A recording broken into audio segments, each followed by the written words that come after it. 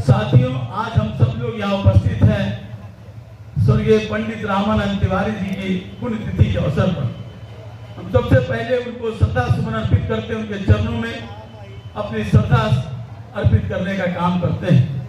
साथ ही इस पुण्य धरती को, इस पवित्र धरती को भी नमन करना चाहते हैं, जिस धरती ने रामानंद तिवारी सहित कई समाजवादियों को स्थापित करने का काम, उनको पैदा करने का काम किया है। इसलिए इस पवित्र धरती को भी हम नमन करना चाहते हैं। साथियों, हमारे पूर्व वक्ताओं ने पंडित रामानंद तिवारी जी के बारे में और उस समय जो देश की हालात थे और आज जो देश के हालात है उसके बारे में भी प्रकाश डालने का काम किया है। हम सिर्फ इतना कहना चाहते हैं, सिर्फ एक बिंदु को आप देख लीजिए। जब जनसंघ के बारे में कोई भी उसके बारे में बहुत ज्यादा उसके विरुद्ध काम करने का काम नहीं करता था, लेकिन रामानंद तिवारी जी अपने राजनीतिक काल में ही जब मुख्यमंत्री की कुर्सी प्राप्त करने का मौका मिला, उन्होंने कहा कि जनसंघ के साथ हम समझौता करके इस पवित्र कुर्सी पर बैठने का काम नहीं करेंगे।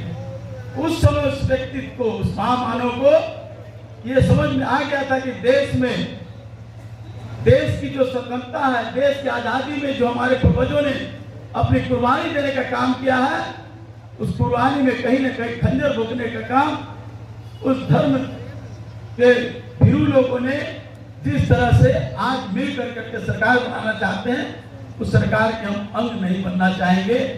ये बात उस समय उनको याद आई थी और आज कई दशक बीत गए और दशक के बाद आज वो भारतीय जनता पार्टी बनकर आज किस तरह इस देश को मकर जाल में फंसा करके देश को और देश के संविधान को खतरे में लाने का काम कर रहा है। हम सब लोगों को इस बात की चिंता है कि आज देश की स्थिति क्या है। जब पंडित रामानंद तिवारी जी के नेतृत्व में और उस समय के समाजवादी लोगों ने, चाहे वो लोहिया जी हो, मधुलिमय जी हो, तमाम लोगों ने जब लड़ाई लड़ी थी, उस समय भूख की लड़ाई लड़ी जाती थी। कहा जाता था कि देश में भुखमरी है, देश की आजादी के पीछे सपना था।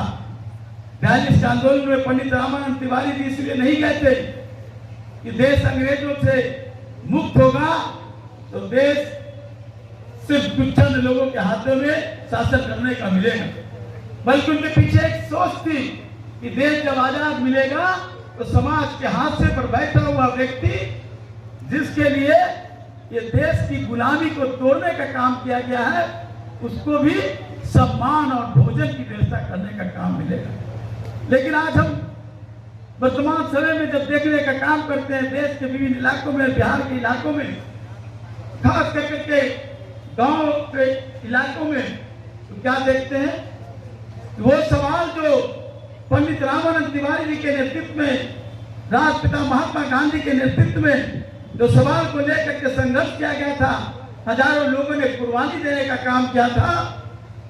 लोकनायक जयप्रकाश जी से लेकर के चंद्रशेखर आजाद, भगत सिंह, तमाम लोगों ने अपनी कुर्बानी देने का काम किया था।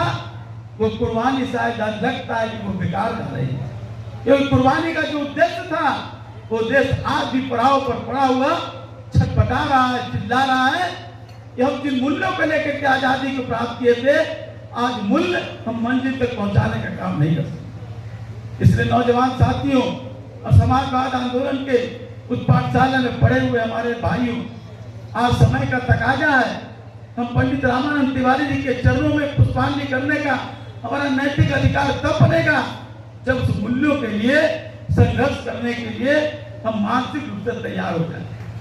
क्योंकि देश में आज की स्थिति है, आज देख रहे हैं कि देश में 1% लोगों के पास इस देश का 40% पूंजी व्याप्त है और देश के 50% के पास इस देश का 3% पूंजी है। क्या इस तरह की खामियां हैं इस देश में? कुपोषण के शिकार, इस देश में शिक्षा से बेहाल। मैं आया तो अपने बड़े भाई बाबा शिवानंद तिवारी जी से कहा, जो स्कूल है बड़ा अच्छा बना है, इनका भी सहयोग है, हमारे यहाँ के वर्तमान विधायक का भी सहयोग है, आप सबका सहयोग है, लेकिन स्कूल सिर्फ किताबें पढ़ने के लिए नहीं, बल्कि स्कूल भारत की संस्कृति को पढ़ने के लिए, और वो संस्कृति है गंगा जमुनी की संस्कृति। ये संस्कृति है समाज में जो सबसे पीछे पायदान पर बैठा हुआ है, उस व्यक्ति के हाथों में कम से कम भूख और रोजगार के समस्याओं से निजात करने का काम करें।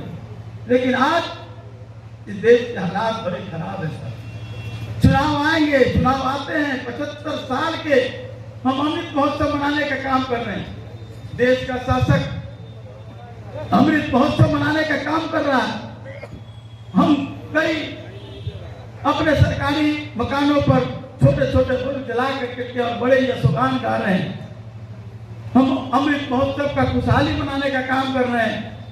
लेकिन 75 वर्ष में जो संकल्प लिए गए थे, आज भी झोपड़ी में बैठा हुआ व्यक्ति सुसक रहा है।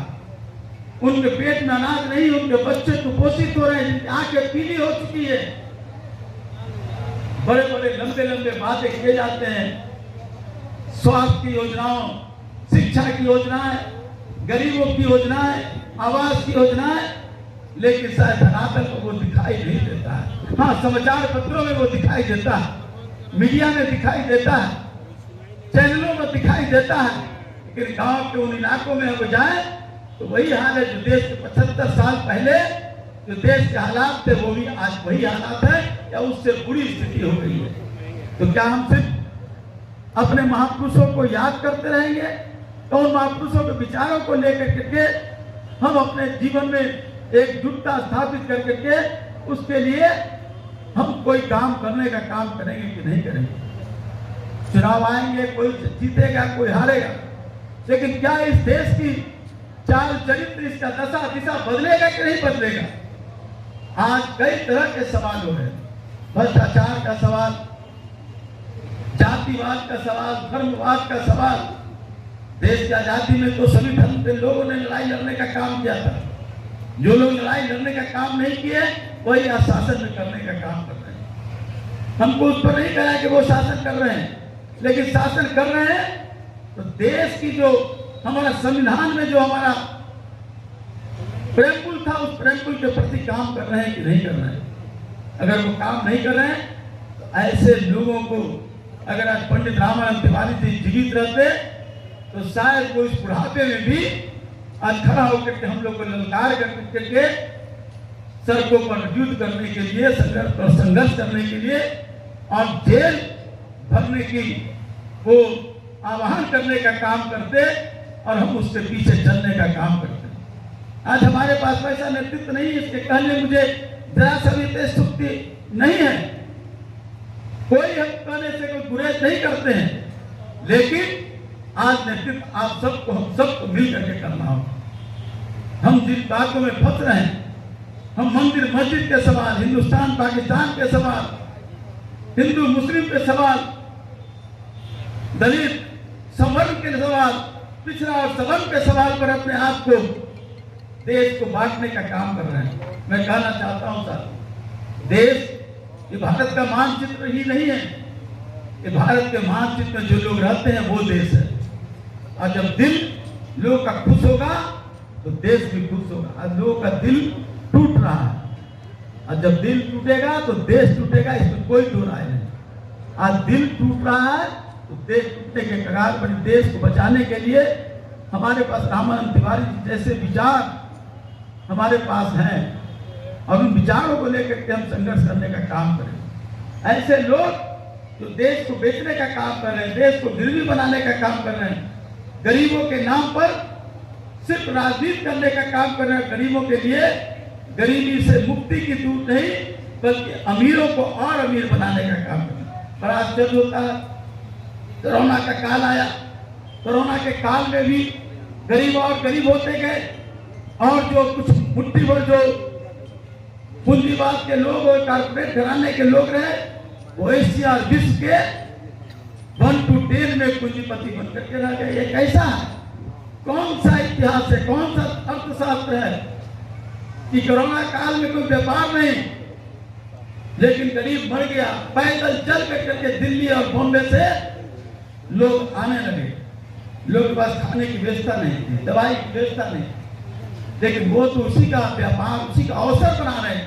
कोरोना को भी अवसर बना के और एशिया और विश्व के बड़े कारपोरेटर बनने का काम किया। इसलिए साथियों मैं कहना चाहता हूँ, बहुत ही चिंता का विषय है और देश अब चौराहे पर खड़ा है। इसलिए आइए हम सब मिलकर के, अगर पंडित रामानंद तिवारी जी के प्रति हम सब लोग यहाँ उपस्थित हुए हैं और उपस्थित होकर के उनके प्रति श्रद्धांजलि अर्पित कर रहे हैं, तो नैतिक रूप से भी श्रद्धांजलि अर्पित करें। सिर्फ पुष्पांजलि कर करके और अपनी जिम्मेदारी से निर्मित नहीं हो सकते हैं। इसलिए ऐसे सवालों को लेकर के हमको आगे बढ़ना हो। आप देखिए हमारा इतिहास बदलने का काम हो रहा है।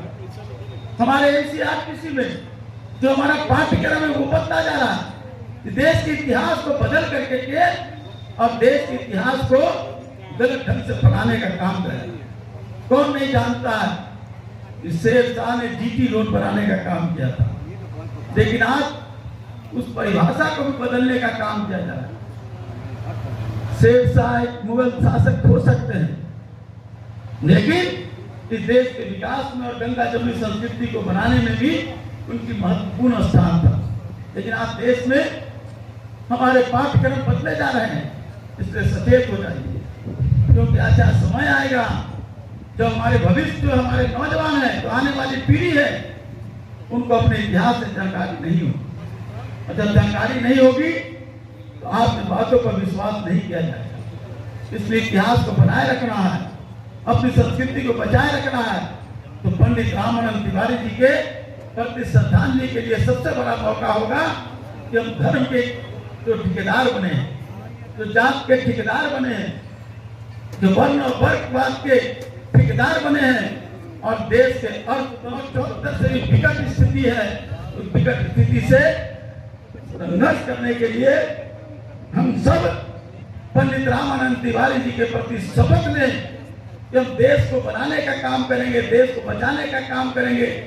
जिस सिद्धांतों के लिए वो आज हमारे बीच नहीं रहे, इतने वर्षों तक काम करते करते, उसको हम पड़ाव पर सिसकने देने का काम नहीं करेंगे, बल्कि कुर्बान हो जाएंगे। लेकिन उसको मंजिल तक पहुंचाने के लिए हम कोई कोर कसर नहीं रोकेंगे। हम हर कोर कसर को त्याग करके काम करेंगे। यही उनके प्रति सच्ची श्रद्धांजलि होगी। इन्हीं चंद शब्दों के साथ पुनः पंडित रामानंद अर्पित करते हैं और यहाँ जो आयोजक साथी उनके प्रति हम बहुत आभार व्यक्त करते हैं, क्योंकि आज तो अपने पूर्वजों को याद करने की सिलसिला धीरे धीरे होते जा रहे हैं। और जो कौम अपने पूर्वजों को भूल जाता है, उस कौम को आने वाली पीढ़ी याद नहीं करती है। इसलिए आपने अपने पूर्वजों को, हमारे पूर्वजों को, हम सब अपने पूर्वजों को याद करके उनके जीवन के व्यक्तित्व को हम याद कर रहे हैं, उनके कार्यों को याद कर रहे हैं और एक संकल्प लेने का काम कर रहे हैं कि उनके कार्य को हम आगे बढ़ाने का काम करेंगे। यही उनके प्रति सच्ची नमन होगी। इन्हीं चंद शब्दों के साथ आप सबको बहुत बहुत धन्यवाद। जय हिंद। ठाकुर का डेरा का पुल हो, पीडब्ल्यू की सारे सड़कों माननीय विधायक खन्ना के भाई राहुल तिवारी ने कराने का काम किया। याद रखें साथियों, आप लोगों को डेरा का चलते बहुत बड़ा खुशखबरी हमारे विधायक देने जा रहे हैं। यहाँ के लोगों ने जमीन दिया और माननीय राहुल तिवारी के सहयोग से एक बहुत बड़ा काम डिग्री कॉलेज होने जा रहा है साथियों। यह बहुत बड़ी उपलब्धि है। याद रखें साथियों, चाहे कोई निभाव हो, सबसे खास करके हमें शांति कायम की। जो अपराधियों की राजनीति रामानंद तिवारी के सरजमी पर हमें उतार कर फेंकने का काम किया साथियों, ये सबसे बड़ी उपलब्धि है। और हम वादा करते हैं कि कभी भी इस समाजवादी के धरती पर अपराध को जन्म नहीं होने देंगे और शिवानंद तिवारी की झंडा को भ्रष्ट करने का काम करें। इसी एक के साथ जय राम, जय रामानंद तिवारी जिंदाबाद।